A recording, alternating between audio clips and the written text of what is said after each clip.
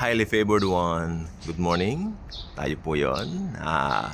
Nakakaranas ng biyaya ng Panginoong Jesus ever since siya ay papasukin natin, or should I say, ever since nanampalataya tayo sa kanyang tinapos na gawa sa krus ng Kalbaryo.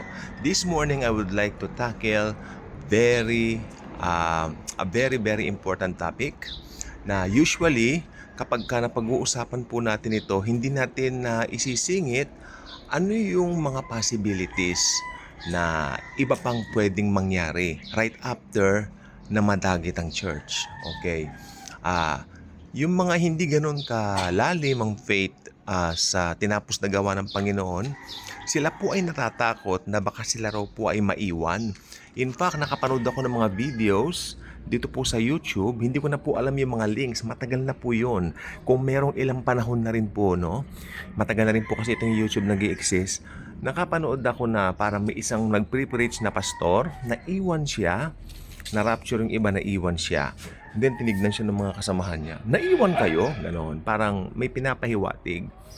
Doon sa video, ipinapahiwatig doon na yung pastor kasi hindi raw masyadong matapat, hindi raw gumagawa ng mabuti, masama raw ugali. Well, kukorek ko po yan. Hindi po ang dahilan, or should I say, hindi dahilan ang mabubuting gawa mo para i-rapture ka. Okay? But I'm not saying na gumawa ka ng masama. Of course not. Kasi I believe if someone turns to the Lord, sabi ng Bible, meron siyang bagong buhay. 'Di ba? So how come yung dating buhay mo ibabalikan mo pa? 'Di ba? Simple lang naman po 'yun eh. Pero ang point dito, bilang mga mananampalataya, nagkakamali pa rin po tayo. Okay? At hindi po basihan, makinig po mabuti, yung mabubuting gawa mo para doon mag-focus o magbase ang Diyos para ikaw ay rapturein. Kung ganyan ang paniwala mo, mali po ang iyong kaisipan, sapagkat madadagit ka, mararapture ka dahil sa tinapos na gawa ni Kristo. Period. Yun lang po. At naniniwala po ako na maraming Kristiyano ang nakababatid ng katotohanan na yan.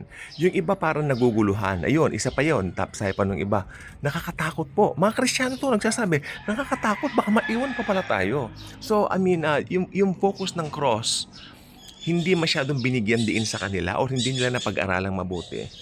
Yan pong mga ganyan ay marami na po ngayon. Pero praise God, marami po ngayon ng mga nag-share ng gospel of grace na Jesus Christ is more than enough para ang tao ay masave at ma-rapture. No? At yan po ang buong katotohanan diyan.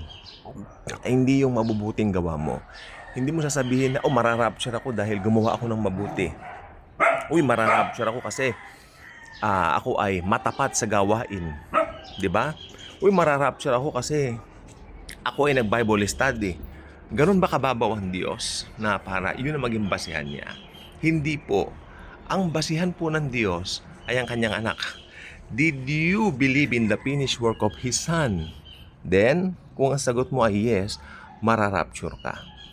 Hindi po mababaw ang pamantayan ng Panginoon sapagkat yung kanyang standard napakataas. Sa sobrang taas, nagpakababa na nga po siya. Siya po ay nagkatawang tao. Nabuhay ng 33 years sa mundo. At alam naman po natin ang nangyari.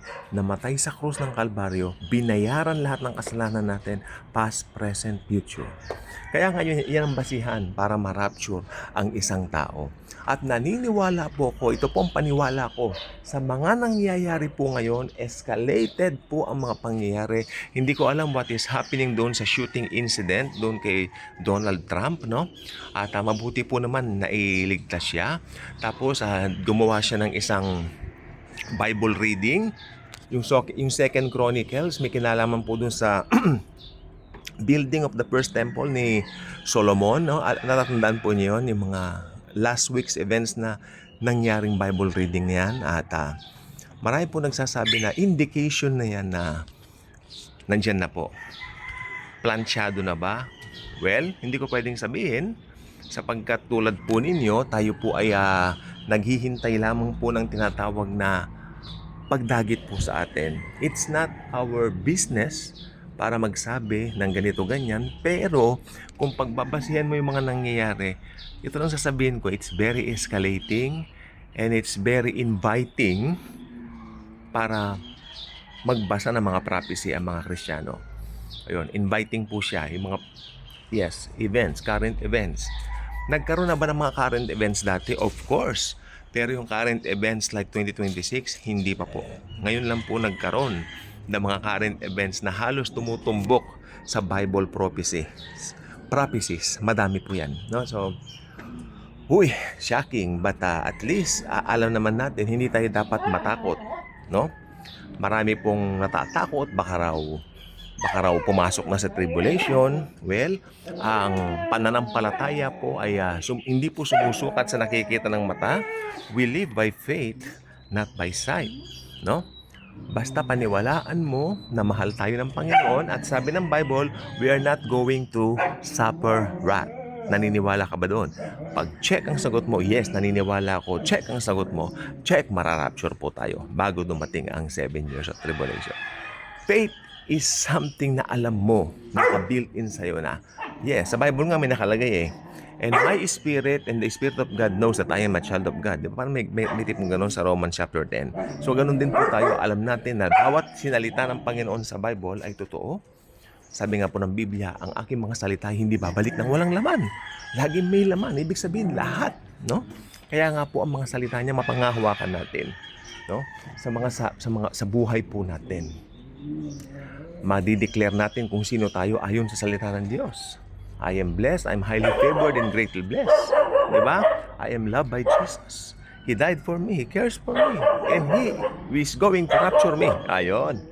Ganyan po ang mentalidad ng isang mananampalatayang nasa grace na hindi mo pagdududahan ang pag-ibig niya. Hindi mo pagdududahan ang pagmamahal niya. All is provided for you. Just wait for the right time for the manifestation of everything in your life. Dahil pag yan po ay alam mo, nakatitiyak ka, kapatid, nasa tunay na biyaya ka ng Panginoon na ito po ay walang iba kundi ang tinapos na gawa niya sa cross na nagbibigay sa atin ng kaligtasan, safety, di ba? Nagbibigay din po ito sa atin ng makikita po ninyo yung buhay po natin may peace, super kapayapaan na hindi mo maipaliwanag, no? Beyond measure, beyond sa isang bagay na pwedeng ipaliwanag ng tao, no? Hindi kayang paliwanag ng tao yung peace na meron po tayo. Nawawala yung inggit, hindi ka na naiinggit doon sa, mayaman siya, magandang bahay niya. Nawawala po yan pag nakay Kristo ka na. Parang ngayon, ano ngayon kung mayaman siya? Ano ngayon kung mayaman siya? Mas mayaman ako, I have Jesus. Okay, di ba? Yan po maganda.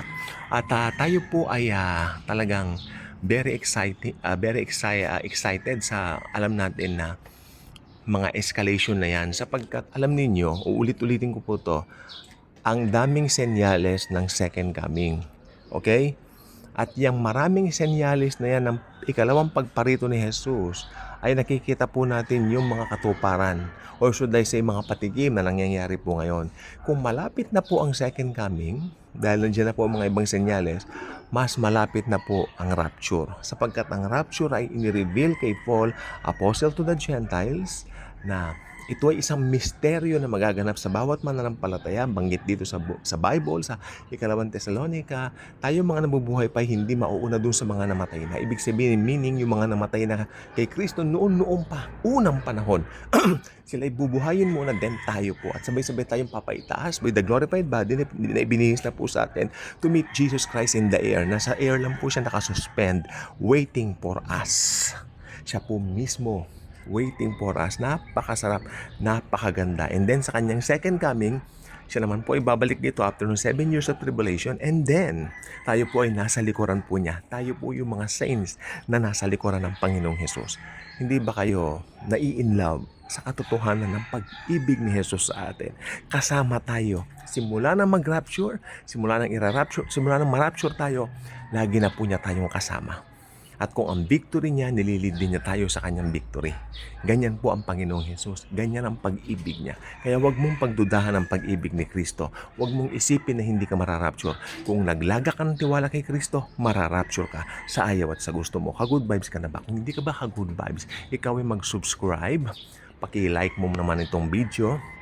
I-share mo dahil napakaganda pag share mo ito. You're not just sharing Jesus, you're not just sharing this video but Jesus Himself. Thank you. God bless mo. Thank you.